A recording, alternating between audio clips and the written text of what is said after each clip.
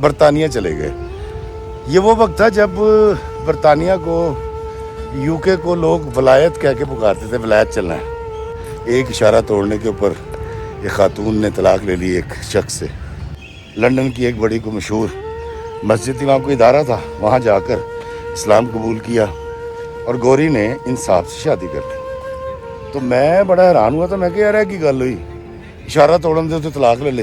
بڑے اچھے افکار تھے جس نے مجھے متاثر کیا، اور میں نے اس کو دیکھ کے اور کرسچینٹی چھوڑی اور مسلمان ہو گئی۔ محبوب صاحب گاڑی چلا رہے ہیں، مریم اس کے ساتھ بیٹھی ہوئی ہے اور لندن کی سڑکیں ہیں اور یہ بڑا انجوائے کر رہے ہیں۔ بچے بھی آ چکے ہیں اور بہت خوبصورت اچھی لائف گزار رہے ہیں۔ اور دوستو اس بات پر مریم نے طلاق لے لی، کٹ آف کر دیا اس کے ساتھ کہ بھائی تمہارے ساتھ ہم نے ملنا نہیں ہے کیونکہ تم نے اسلام قبول کر لیا۔ وہاں پر سب سے آسان طریقہ نیشنل ہونے کا یہ تھا کہ آپ وہاں کسی گوری سے شادی کر لیں۔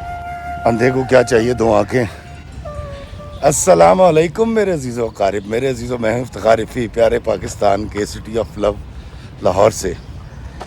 دوستو واقعہ یہ ہے کہ سن 51 میں لاہور کے ایک صاحب جو کہ اس وقت نوجوان تھے اور پڑھے لکھے تھے، انہوں نے اس وقت وکالت کر رکھی تھی، وہ جیسے تیسے برطانیہ چلے گئے۔ یہ وہ وقت تھا جب برطانیہ کو UK کو لوگ ولایت کہہ کے پکارتے تھے، ولایت چلنا ہے۔ دوستو وہ صاحب وہاں گئے اور اس وقت وہاں پر سب سے آسان طریقہ نیشنل ہونے کا یہ تھا کہ آپ وہاں کسی گوری سے شادی کر لیں۔ تو ان صاحب نے ایک گوری سے بات کی کہ میں آپ سے شادی کرنا چاہتا ہوں اور ہم پیپر میرج کریں گے، اس کے عوض آپ جتنے پیسے آپ کی ڈیمانڈ ہے وہ میں آپ کی پوری کروں گا۔ السلام علیکم باجی، کی حال ہے جناب علی، خیریت؟ السلام علیکم جی۔ تو ان کا یہ معاہدہ ایک گوری کے ساتھ ہو گیا اور مقصد ان کا یہ تھا کہ یہ وہاں کے کاغذات بنوا سکیں، پاسپورٹ ان کو مل جائے۔ اب یہ صاحب بڑے اعلیٰ درجے کے آدمی تھے اور بڑی اچھی سوچ تھی، بڑے پڑھے لکھے تھے، اور انہوں نے وہاں جا کے بھی ایک ڈگری کی اور بڑے مشہور وکیل ہو گئے وہاں کے۔ پیپر میرج ہو گئی، یہ جو پیسے ہوتے تھے ماہانہ وہ اس کو دے دیا کرتے تھے۔ لیکن کچھ عرصے کے بعد وہ گوری ان کے اخلاق سے کچھ اتنی متاثر ہوئی کہ اس نے ان سے کہا کہ تم ایک کام کرو، تم مجھ سے شادی کر لو۔ اب گوری نے خود آفر کی تھی، تو ان صاحب نے ان سے پوچھا کہ آپ مجھے شادی کیوں کرنا چاہتی ہیں؟ تو انہوں نے کہا کہ مجھے آپ کا اخلاق بڑا اچھا لگتا ہے، آپ بڑے اصول پرست آدمی ہیں اور پڑھے لکھے ہیں۔ عموماً جو ایشین ہوتے ہیں وہ ایسے ہوتے نہیں ہیں، لیکن مجھے اچھا لگا اور مجھے لگا کہ میرا جو جیون ساتھی ہے وہ آپ جیسا ہونا چاہیے، اس لیے میں نے تمہیں آفر کیا۔ اندھے کو کیا چاہیے، دو آنکھیں۔ لیکن ان صاحب نے شرط یہ لگائی، انہوں نے کہا جی دیکھیں، اگر آپ مجھ سے شادی کرنا چاہتی ہیں اور آپ کو میرے افکار پسند آ گئے ہیں تو پھر آپ نے کرنا یہ کہ آپ نے عیسائیت چھوڑ کے مسلمان ہونا ہے اور کلمہ پڑھنا پڑے گا، کیونکہ میں آپ سے اس صورتحال میں شادی نہیں کر سکتا کہ آپ عیسائیت پر رہیں اور میں اسلام پر۔ وہ گوری بڑی متاثر تھی، یہ جوان تھے، خوبصورت تھے، پڑھے لکھے سمجھدار آدمی تھے۔ وہ جی گوری نے اس وقت لندن کی ایک بڑی کو مشہور مسجد تھی، وہاں کوئی ادارہ تھا، وہاں جا کر اسلام قبول کیا اور گوری نے ان صاحب سے شادی کر لی۔ اور چلے ہم ان کا نام رکھ لیتے ہیں محبوب صاحب۔ محبوب صاحب سے شادی ہو گئی اور اس گوری کا نام مریم رکھ دیا گیا اور یہ دونوں بڑی اچھی زندگی گزارنے لگے۔ مریم نے اسلام کو پریکٹس کرنا شروع کر دیا اور مریم کے گھر والوں نے کٹ آف کر دیا اس کے ساتھ کہ بھائی تمہارے ساتھ ہم نے ملنا نہیں ہے کیونکہ تم نے اسلام قبول کر لیا۔ اس لڑکی کو پرواہ نہیں تھی اور اس کا یہ کہنا تھا کہ میرا جو شوہر ہے یہ چونکہ اس کے افکار بڑے اچھے ہیں، یہ اصول پرست ہے اور یہ بڑا اعلیٰ درجے کا انسان ہے، تو مجھے دراصل مذہب کو نہیں دیکھنا، مجھے اپنے پارٹنر کو دیکھنا ہے جو بڑا اچھا ہو، محبت کرنے والا ہو اور انسانیت اس میں کوٹ کوٹ کے بھری بھی ہو۔ محبوب صاحب کی زندگی گزرتی رہی جی، ماشاءاللہ ان کی 2 بیٹیاں ہوئیں اور ایک بیٹا ہوا، اور انہوں نے ان کو پڑھایا لکھایا۔ مریم نے بہت حد تک پنجابی اور اردو سیکھ لی تھی۔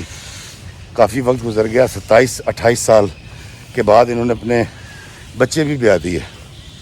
اور کہتے ہیں کہ اس وقت کے لوگ بتاتے ہیں کہ لندن کے اندر یہ جوڑا بڑا مشہور تھا۔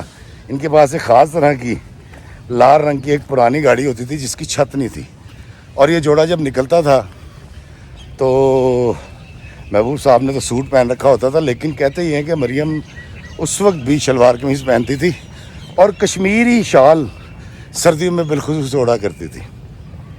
اور پاکستانی کمیونٹی جو اس وقت بن رہی تھی ان کے ساتھ ان کے بڑے اچھے مراسم رہے۔ دوستو، ان کی زندگی کے 35 سال بہت اچھے گزر گئے، اور محبوب اور مریم کی جوڑی اس کی لندن میں مثال دی جاتی تھی۔ اور پھر ایک وقت ایسا آیا کہ ایک رات یہ دونوں میاں بیوی لندن کی کسی سڑک پر جا رہے تھے، رات کا وقت تھا اور بارش ہو رہی تھی۔ لندن میں بارش تو جب لندن میں کوئی ذکر کرے یو کے کا، یورپ کا، تو اس میں کہیں کہیں خود ہی فیل کر لیا کریں کہ بارش ہو رہی ہے، کیونکہ وہاں بارش ہوتی رہتی ہے۔ تو رات کا وقت تھا، 12-1 بجے کا وقت ہوگا۔ محبوب صاحب گاڑی چلا رہے ہیں، مریم اس کے ساتھ بیٹھی ہوئی ہے، اور لندن کی سڑکیں ہیں اور یہ بڑا انجوائے کر رہے ہیں۔ بچے بھی آ چکے ہیں اور بہت خوبصورت اچھی لائف گزار رہے ہیں۔ دوستو، یہ پہنچتے ہیں ایک اشارے پر، اور اشارہ لگا ہوا تھا اور مریم ویٹ کر رہی تھی کہ محبوب بریک لگائے گا، لیکن اس نے بریک نہیں لگائی اور وہ اشارہ توڑ گیا۔ مریم نے محبوب سے پوچھا کہ تم نے اشارہ کیوں توڑ دیا، تم نے دیکھا نہیں وہ ریڈ تھا؟ تو محبوب نے مسکراتے ہوئے کہا کیونکہ وہاں کوئی کوپ یعنی کوئی وارڈن یا سپاہی نہیں تھا۔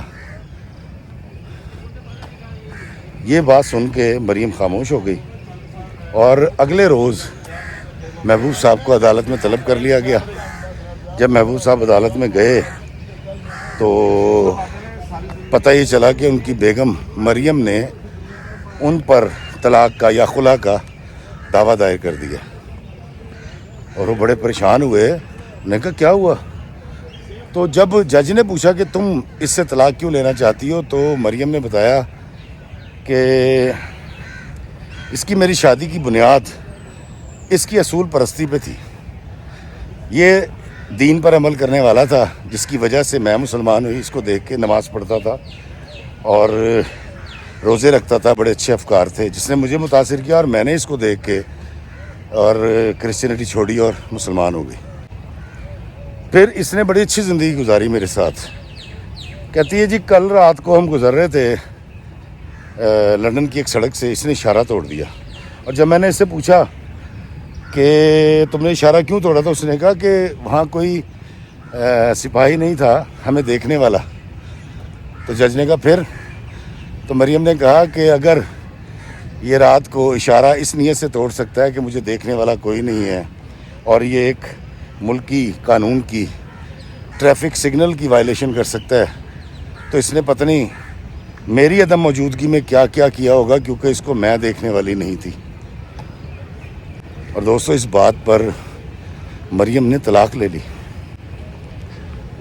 اور جب میں نے یہ قصہ 9th کلاس میں پہلی بار ایک اخبار میں پڑھا تھا تو میں بڑا حیران ہوا تھا۔ میں کہ یار کی گل ہوئی، اشارہ توڑن دے تو طلاق لے لے۔ نہیں دوستو، مجھے آج سمجھ آتی ہے کہ مریم ٹھیک تھی، محبوب غلط تھا، کیونکہ جو شخص اشارہ توڑ سکتا ہے، جو شخص ایک گناہ کر سکتا ہے، ایک کرائم کر سکتا ہے، ایک وائلیشن کر سکتا ہے، وہ کچھ بھی کر سکتا ہے، وہ قتل بھی کر سکتا ہے۔ اس کی وجہ یہ ہے کہ ادھر چاکا کھل گیا ہے، اس کے دماغ میں زرخیزی پیدا ہو گئی ہے۔ ایک وائلیشن کے بعد، ایک جھوٹ بولنے کے بعد، ایک چوری کے بعد وہ دنیا کا بڑے سے بڑا جرم اس لیے کر سکتا ہے کہ اس کا دماغ اب زرخیز ہو گیا ہے، کہ پنجابی چاندے نے ادھر چاکا کھل گیا۔ تو پھر مجھے وہ بات سمجھ آئی کہ اللہ تعالیٰ قرآن پاک میں کیوں فرماتا ہے کہ پورے کے پورے دین میں داخل ہو جاؤ۔ تو مریم اور محبوب کی جو کہانی ہے، جو میں نے آپ کے گوش گزار کی، اس کی بنیاد، اس کی ابتدا تھی محبوب کا ایک اچھا انسان ہونا، اصول پرست ہونا، اور دین پر اور ملکی قوانین پر عمل کرنا۔ اور آپ دیکھیے کہ مریم نے اس کی ایک بھی وائلیشن معاف نہیں کی. تو دوستو یہ والا واقعہ ایک طرف.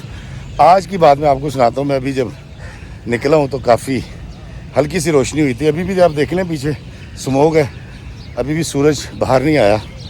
تو جب میں فیروز پور روڈ پہ آ رہا تھا تو وہاں سے میں نہر پہ چڑھا ہوں. جیسے ہی چڑھا ہوں تو ایک بائک والے صاحب جنہوں نے ایک خاص طرح کی رنگ کی پگڑی پہن رکھی تھی, جس سے مجھے اندازہ ہو گیا کہ ان کا تعلق کسی مذہبی جماعت سے ہے, اور ان کے پیچھے 3 بیٹے بیٹھے ہوئے تھے اور ان تینوں بچوں نے بھی پگڑی باندھ رکھی تھی.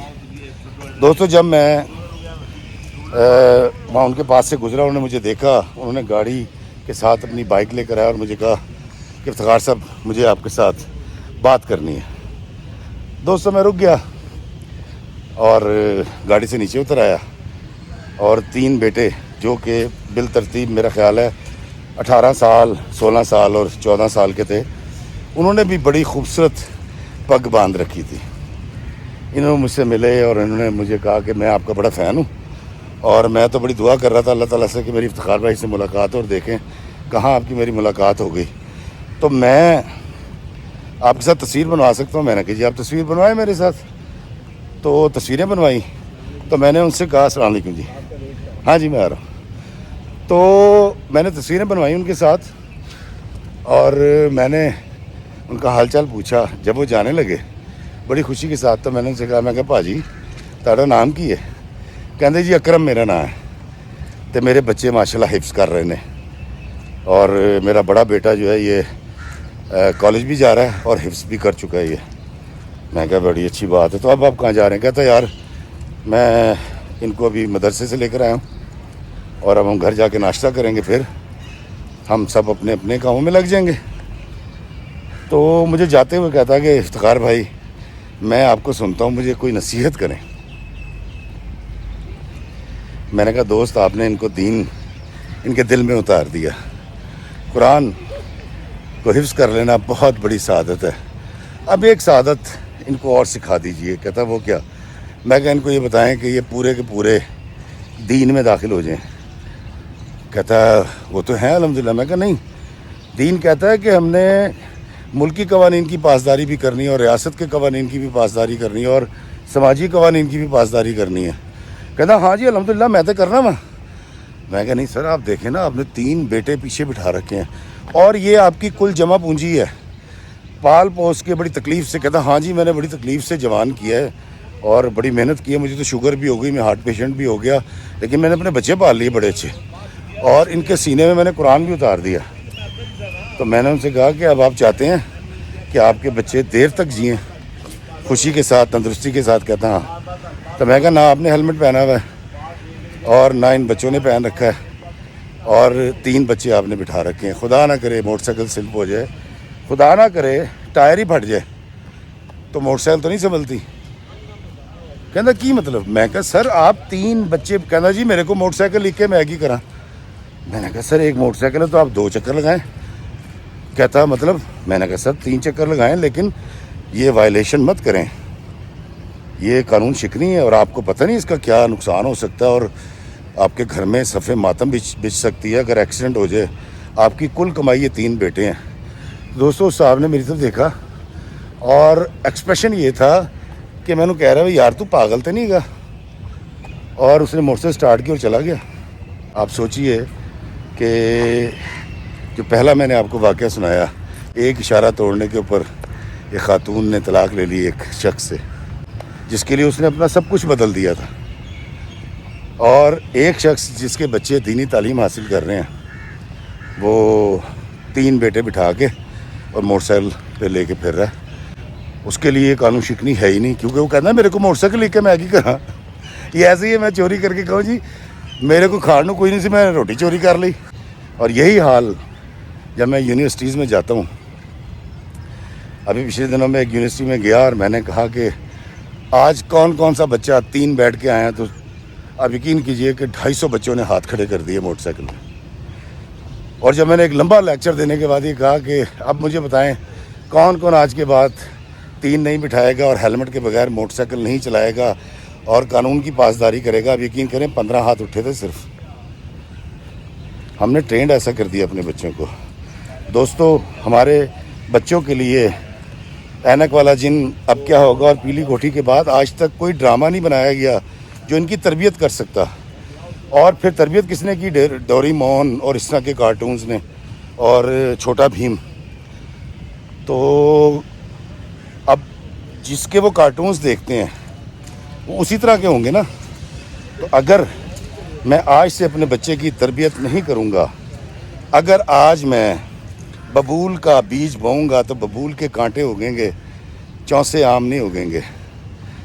مجھے یقین ہے کہ آپ میری ساری بات سمجھ گئے ہوں گے.